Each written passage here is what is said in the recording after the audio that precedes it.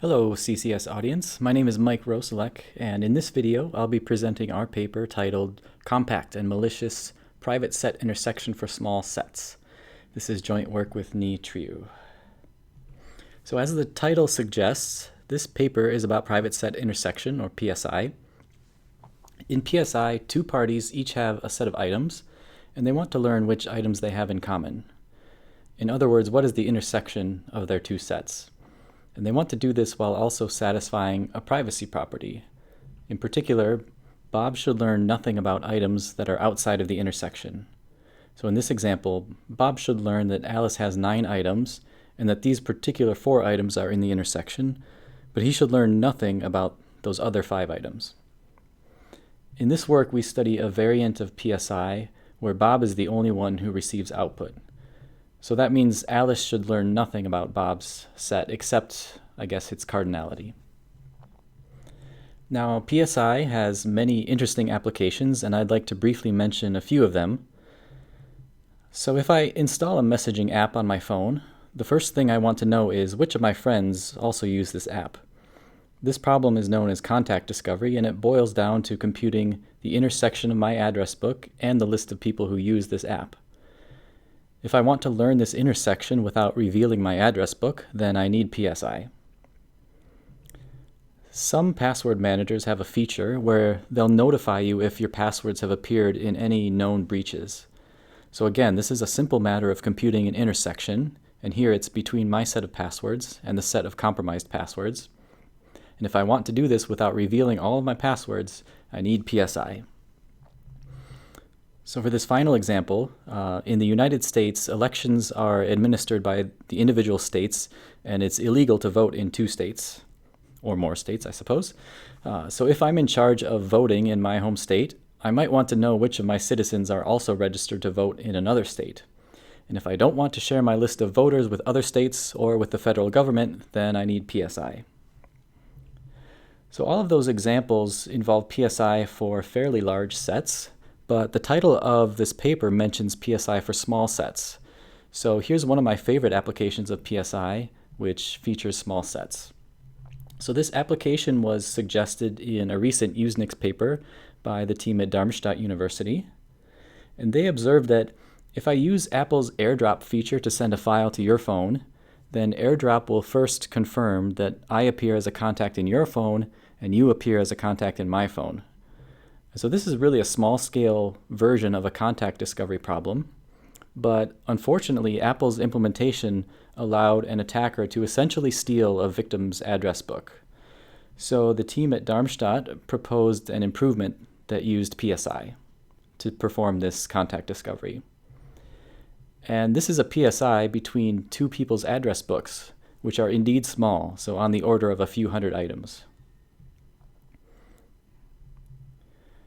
So we'll make a distinction between large and small sets in PSI because these 2 cases require totally different protocol techniques. So the fastest PSI techniques are based on oblivious transfer, or OT. And these OT-based protocols first perform a few hundred public key operations, so think of that as a fixed cost. And after that, everything else in the protocol uses very fast symmetric key operations. So in my illustration here, the running time graph has a shallow slope to indicate a small marginal cost per item, but the graph doesn't start at 0 because of these initial fixed costs.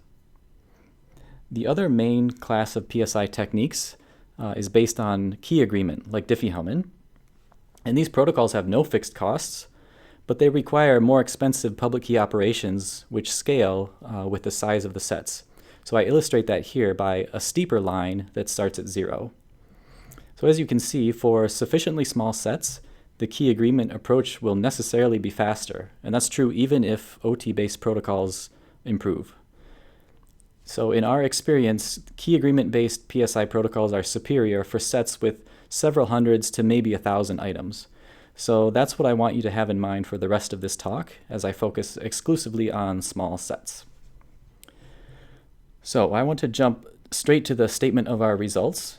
So in this graph, I plot the running time and communication cost for the leading semi-honest PSI protocols on sets of size 256.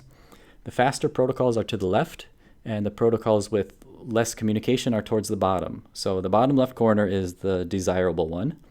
And just note that both of these axes are in log scale. So currently, the protocol that's closest to the bottom left is this truly classic protocol of Huberman, Franklin, and Hogg based on Diffie-Hellman key agreement. And if you know only one PSI protocol, this is probably the one that you know. And in over 20 years, no one has really been able to improve on it. And that's until now, of course. So in this work, we give a protocol that is 20% faster and 45% less communication than this classic Huberman, Franklin, Hogg protocol. And that's for the semi-honest case, but the title of our paper also mentions malicious PSI. And so our main result is our malicious secure PSI protocol. It significantly improves on the classic Diffie-Hellman protocol in terms of runtime, communication, and security guarantee. And if we compare our malicious protocol to the state-of-the-art malicious protocols, the improvement is even more dramatic. So in the rest of this talk, I want to share some details of our protocol, and I'll start by reviewing this classic Diffie-Hellman protocol that I mentioned so that you can understand exactly how we were able to improve on it. So like I said, this classical Diffie-Hellman protocol is from Huberman, Franklin, and Hogg, and it's in the random oracle model. And I'll show you how it works. So first, Bob hashes his items under the random oracle and raises those results to the B power. And then Alice then raises all of them to the A power. And Bob can now remove the B in the exponent, so he's left with hash of all of his items to the A power. So Alice can also compute hash of her items to the A power and send them over, and that gives Bob enough information to compute the intersection by comparing all of these values. This protocol achieves semi-honest security, like I mentioned, and a really nice way to understand its security is to view the function h of x to the a as a pseudorandom function. And if you do that, then the first two protocol messages are an oblivious PRF protocol. So viewing this protocol through that lens, it becomes an instance of this standard methodology of constructing PSI from oblivious PRF. So looking back at the specifics of this classic Diffie-Hellman protocol, it requires the parties to exchange 3n group elements if they have n items each. So how were we able to reduce communication? Maybe this seems optimal. I want to focus on the values in the second arrow of the protocol and see how they are used. So these are the terms like h of y1 to the ab. So where does Bob use h of y1 to the ab? Well, he raises it to the b inverse power because he wants to learn h of y1 to the a. He wants to strip away the b from the exponent. And he does the same thing with this h of y2 to the ab and so on. And in my opinion, this seems kind of repetitive, and for both parties. And since they're using the same exponents everywhere, it would be really nice if they could save some effort somewhere. But unfortunately, the random oracle breaks all the algebraic structure, and it makes it kind of difficult to save the effort. So we can motivate our improved protocol by asking the following question. What if the random oracle was trapdoored in some way? And when I say trapdoored, I mean suppose Bob knows a discrete log relationship between h of y1 and h of y2, for example, as I've drawn in this little cloud. So then as soon as Bob knows, or as soon as he has computed h of y1 to the a, he can immediately compute h of y2 to the a, since he knows the discrete log relationship between those two values. It's the same as the discrete log relationship between h of y1 and h of y2, which he knows. And so he no longer needs Alice to send h of y2 to the anything. So this is our insight on how we could possibly reduce communication in this classic protocol. So the question becomes, what kind of trapdoored function do we have in mind in this work? And the answer is the simple, humble polynomial. So I'm going to now describe a simplified version of our protocol. And this is like my dream version of the protocol, which is why we're in a cloud at this point in the presentation. The real protocol is a little bit different, but this is the main idea. So in our protocol, Bob interpolates a polynomial p so that when you evaluate p at one of his input points, you get a group element whose discrete log was chosen by Bob. And he sends that polynomial to Alice. And now the big change is that Alice replies with just a single group element, g to the a. So Bob doesn't know this exponent a, but he knows the discrete log of p to the y, or of p of y. So he can compute p of y to the a for each of his items. And Alice knows the polynomial p and her exponent a, and she can also compute p of x to the a for all of her items. And now Bob can compare these values just like before. So does this actually work? Well, let's see. Correctness is not too hard to see if you just trust all of these discrete log equations that I've written. Let's think about Bob's protocol message. He sends this polynomial p. That's the only thing he sends. And even though he interpolates p to hit his items, so to speak, the polynomial hides his choice of items because we're choosing the polynomial outputs to be random. This is a pretty standard property of polynomial interpolation. A nice feature is that the cost of sending this polynomial is the same as the cost of sending n group elements, like in the original Diffie-Hellman protocol. So that means we haven't increased the size of the first protocol message, but we have reduced the size of that second message from n group elements down to 1. And the last thing that we would like to argue is that just like before, this p of x to the a function is a pseudorandom function. Now this boils down more or less to arguing that Bob doesn't know the discrete log of any of these other polynomial outputs. He should only know the discrete log at the points that he used for interpolation. And now this property is not so clear, and this is where the interesting things happen. So we would like the following statement to be true. If you interpolate a polynomial to give known discrete logs at certain points, then you cannot know the discrete log of any other outputs of that polynomial. And I think this is a reasonable assumption, but we were not able to reduce it to any well-known hardness assumption.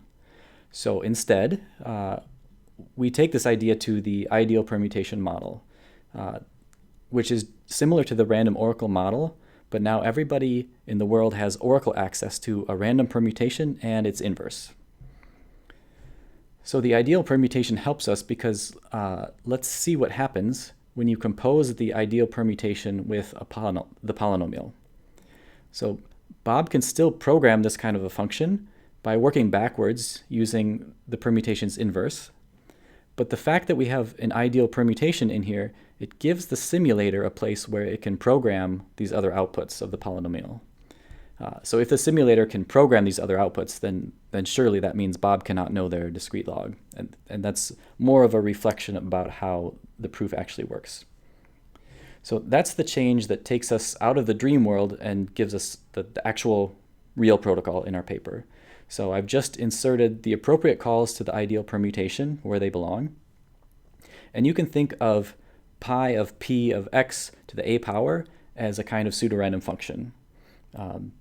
And I just point out that we need both directions of the permutation since Bob uses one direction to interpolate and Alice uses the other direction to evaluate. There's a little bit more fine print. So what I'm showing you in this slide is it's actually a semi-honest PSI protocol. That's fine. And in fact, Alice's last protocol message can even be shortened if you like. But what I have on the slide is not exactly malicious secure yet. In order to make it malicious secure, we have to add a few more calls to a random oracle. And those random oracle calls are just there to help the simulator extract from a corrupt player. But these random oracle calls, they don't affect the communication cost, and they hardly add anything to the computation cost. Now, finally, there are a few more little details that I'd like to mention. So I described our protocol idea by saying that Bob interpolates a polynomial whose output is a group element. And you might wonder, what is that even supposed to mean? A polynomial is defined over a field, or at least a ring. How can its output be a cyclic group element? What are you doing here? And also, in the real protocol, there's also an ideal permutation in here, but that doesn't really help us with this mismatch of types. So the way we grapple with this in the paper is that we present our protocol in a more general way than what I've done in the talk. So instead of writing it in terms of Diffie-Hellman, we write the protocol in terms of a generic two-message key agreement protocol. And we require that key agreement protocol to have messages which are pseudorandom bit strings, among other properties. So can you have Diffie-Hellman key agreement with pseudorandom bit strings as the protocol messages? Fortunately, this problem is well studied. So in the case of elliptic curve Diffie-Hellman, this is exactly the purpose of these so-called alligator encodings, which were introduced by Bernstein et al. So this is our suggested instantiation of our protocol. Another thing I want to mention is that in this video, I've presented our protocol starting from the classic Diffie-Hellman protocol and then making some conceptual changes. But there's another way to think about our protocol by starting from a PSI protocol that's due to Trieu, Dachmann, Soled, and Jarecki, and then making some optimizations to it. So this connection is explained in great detail in our paper, but I just want to summarize the comparison here because it's kind of interesting. So in the CDJ protocol, the parties interpolate polynomials to give an output, which is a message in a private equality test protocol. And private equality test just means a protocol that checks whether two input strings are equal. In our protocol, we replace these private equality tests with a simpler key agreement protocol messages. That's what we put into the polynomials. In the CDJ protocol, both parties have to interpolate and send polynomials, but in our protocol, we can take advantage of the simplicity of key agreement by having Alice send a single key agreement message and then Bob generating many responses. And it's only Bob that needs to put things into a polynomial. So in some ways, this is the main source of our performance improvement by having Alice send just a single key agreement message instead of a large degree n polynomial. And finally, this CDJ protocol requires an ideal cipher, but in our protocol, we can get by with the simpler ideal permutation. Again, more details about this particular comparison are in the paper if you're interested. So to wrap it all up, here's the executive summary of our result. So we describe a new PSI protocol in the ideal permutation and random oracle models. The main idea of our protocol is to interpolate a polynomial that gives outputs, which are key agreement messages. When we consider PSI on small sets, so roughly 1,000 items or fewer, then our protocol is the best in performance by a good margin. And in particular, we improve on this classic 20-year-old Diffie-Hellman PSI protocol in speed, communication, and in security. So I invite you to check out the full version of our paper for more information. And on behalf of my co-author, Trieu, thanks for watching.